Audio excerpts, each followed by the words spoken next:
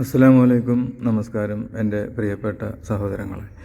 ഇന്ന് ഞാൻ പറയാൻ പോകുന്നത് ഒരു വളരെ രസകരമായ ഒരു അനുഭവ കഥയാണ്. ഞാൻ ഇന്നലെ രാത്രി ഒരു 9 മണി വരെ ഇങ്ങനെ നടന്നുകൊണ്ടിരിക്കുകയാണ്.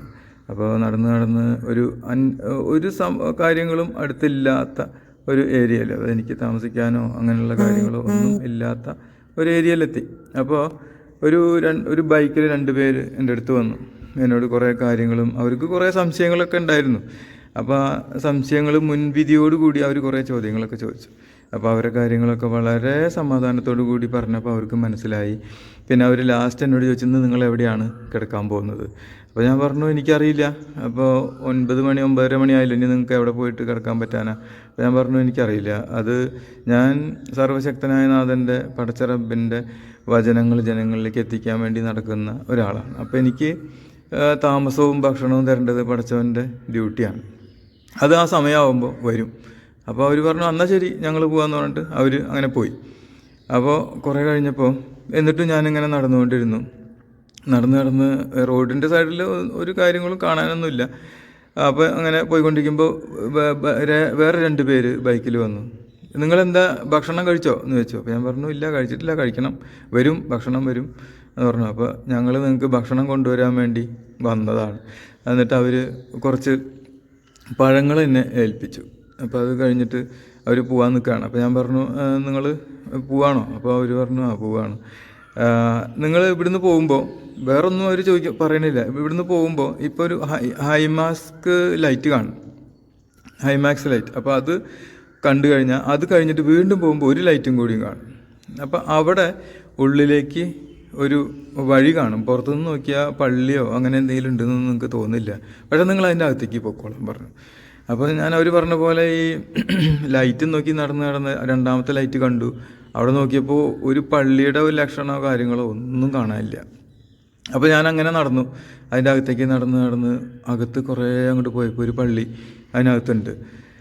അപ്പോൾ ഞാൻ എൻ്റെ വണ്ടി പതുക്കെ കൊണ്ടുവന്ന് ഈ ഒരു സൈഡിലാക്കി ഒതുക്കിയിട്ടു. ഇനിയിപ്പോൾ അറിയാൻ പറ്റില്ലല്ലോ എങ്ങനെയാണ് നമ്മളോടുള്ള പ്രതികരണം എന്ന്. പല ഉസ്താദുമാരും നല്ലതും അല്ലെങ്കിൽ നന്നല്ലാത്തതുമായ കുറേ കാര്യങ്ങളൊക്കെ പറഞ്ഞ് ആളുകളെ തെറ്റിദ്ധരിപ്പിച്ച് വെച്ചിരിക്കുകയാണല്ലോ.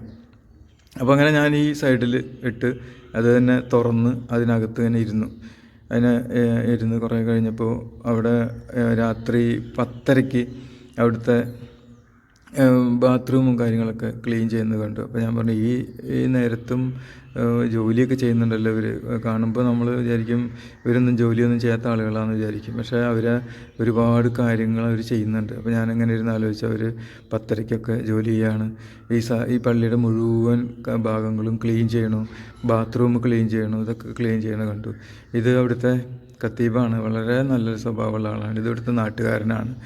അപ്പോൾ അവരെ പറ്റിയൊക്കെ ഞാൻ പറയാം. അപ്പോൾ അങ്ങനെ ഞാനിങ്ങനെ ഇരിക്കുമ്പോൾ ക്ലീനിങ്ങൊക്കെ കഴിഞ്ഞിട്ട് ആൾ വന്ന് എൻ്റെ അടുത്ത് വന്ന് പറഞ്ഞു, ആളെ ഫോട്ടോ ഇടാൻ സമ്മതിച്ചില്ല കേട്ടോ. അപ്പോൾ അതെനിക്ക് ഒരു ആവശ്യം തോന്നിയിരുന്നു, ആളെ ഫോട്ടോ ഇടണമെന്ന് ഇങ്ങനെ വിചാരിച്ചിരുന്നു. എന്നോട് പറഞ്ഞു, പള്ളിയുടെ വാതിൽ അടയ്ക്കൊന്നുമില്ല, നിങ്ങൾ വന്നിട്ട് എവിടെയാണെന്ന് വെച്ചാൽ നിങ്ങൾക്ക് ഇഷ്ടമുള്ളിടത്ത് കിടന്നോ, നിങ്ങൾക്ക് വണ്ടിയിൽ കിടക്കണമെങ്കിൽ കിടക്കാം, അല്ലെങ്കിൽ അകത്ത് കിടക്കാം, എന്നുള്ള സൗകര്യമൊക്കെ ഉണ്ട്. ഞാൻ മുകളിലേക്ക് പോവുകയാണ്.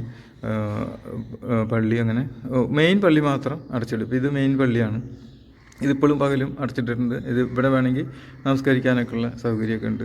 അപ്പോൾ ഇവിടുത്തെ ഒരു പ്രത്യേകത, എല്ലാ ആളുകളും വളരെ സൗമ്യരും വളരെ നല്ല ഇവിടുത്തെ കൊതുകിന് പോലും വളരെ സൗമ്യതയാണ് എനിക്ക് അനുഭവപ്പെട്ടത്. കൊതുക് പോലും വളരെ മാന്യമായിട്ട് അത്യാവശ്യം മാത്രമേ വന്ന് കടിക്കുന്നുള്ളൂ. അപ്പോൾ ഒരുപാട് കൊതുകുകളില്ല, അതുകൊണ്ടായിരിക്കും. എന്തായാലും എനിക്ക് ഒരുപാട് സന്തോഷം തോന്നിയൊരു സ്ഥലമാണ്. ഇവിടെ ഇപ്പോൾ ഒരു കുളമൊക്കെ ഉണ്ട്.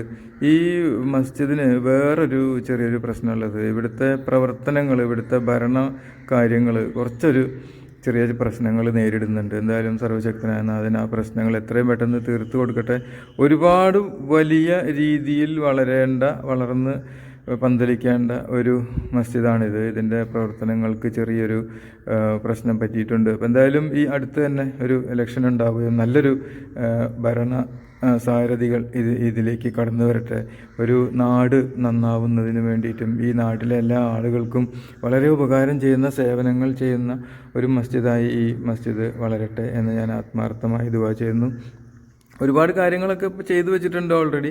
എന്തായാലും ഇത് മാത്രം പോരാ, ഇത് കുറച്ചുകൂടിയൊക്കെ ഫ്രണ്ട് സൈഡ് കണ്ടാലൊരു മസ്ജിദ് ഇവിടെ ഉള്ളതുപോലെയൊക്കെ തോന്നുന്നത് പോലെയും, അതുപോലെ ഇതിനകത്ത് കുറേ ഇപ്പോൾ ഇവിടുത്തെ ശമ്പളം കൊടുക്കുന്ന കാര്യങ്ങളായാലും അങ്ങനെയുള്ള കാര്യങ്ങളൊക്കെ ഉണ്ടല്ലോ, അതൊക്കെ ഒന്നുകൂടി ക്ലിയറായി ഇവർക്ക് മാന്യമായ ഒരു ശമ്പളം കിട്ടുന്നത് പോലെയും, അതുപോലെ വരുന്ന ആളുകൾക്ക് കൂടുതൽ സൗകര്യങ്ങൾ ഏർപ്പെടുത്തുന്ന പോലെയൊക്കെ ഇവിടുത്തെ വരവിൻ്റെ അനുസരിച്ച് ഇതാണ് മരണപ്പെട്ട് കഴിഞ്ഞാൽ കൊണ്ടുവരുന്ന ഒരു മയ്യത്തും കട്ടിലാണിത്. ഇത് കാണുമ്പോൾ നമുക്കൊരു ഉള്ളിലൊരു ചില ആളുകൾക്ക് പേടിയുണ്ടാവും, ചില ആളുകൾക്ക് സന്തോഷം ഉണ്ടാവും. എന്തായാലും ഒരു ദിവസം അതിൽ കയറി കിടക്കണം. അപ്പോൾ അത് കാണുമ്പോൾ നമുക്ക് ഒരു മരണത്തെക്കുറിച്ചുള്ളൊരു ഓർമ്മ വരുന്നത് നല്ലതാണ്.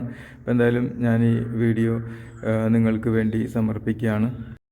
എൻ്റെ സഹോദരങ്ങളായ എല്ലാവർക്കും എപ്പോഴും നന്മകൾ മാത്രം ഉണ്ടാവട്ടെ എന്ന് ആത്മാർത്ഥമായി ദുആ ചെയ്തുകൊണ്ട് അസ്സലാമു അലൈക്കും വറഹ്മത്തുള്ളാഹി വബറകാതുഹു. എല്ലാവർക്കും ഒരിക്കൽ കൂടി നന്മകൾ നേരുന്നു.